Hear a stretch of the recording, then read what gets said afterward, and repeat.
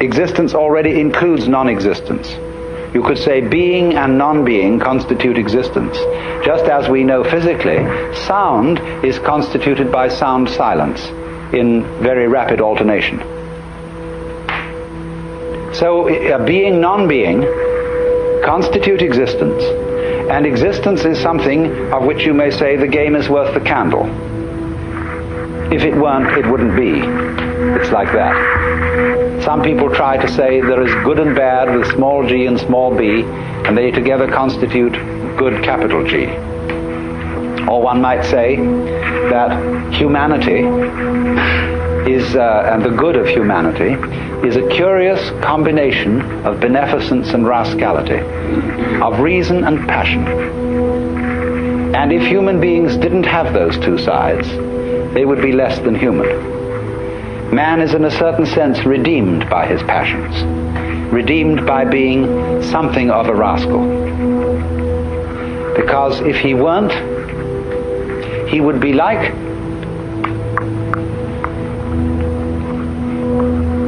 a stew with no salt in it.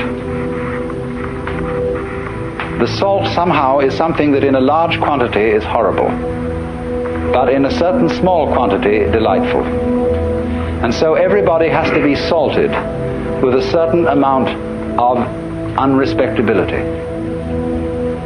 Otherwise they're impossible and intolerable. The only thing is, as a fervent cook, don't overdo it. It is in that respect, you know, that it's said of great gurus in India. They have a very funny thing they say. People, Westerners, go over and they meet this man who's supposed to be extremely holy. And they're all agog, you know. And then after spending a few days with him, they begin to wonder. They find he smokes cigarette. They find that he occasionally loses his temper.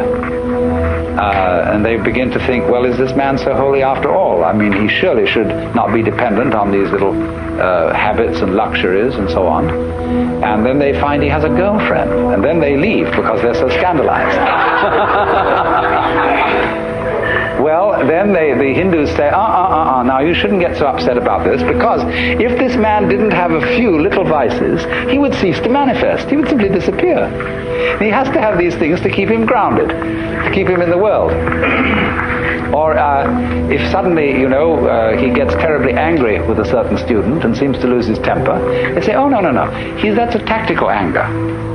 That he did on purpose to wake you up to something. It was for your own development and for your own good. He didn't really feel angry at all. Oh dear. But do you see the point? There is something in the fact that if he didn't have these little attachments, he wouldn't be manifesting. He'd simply disappear. There's something in that, only don't take it too piously. I think you get the point.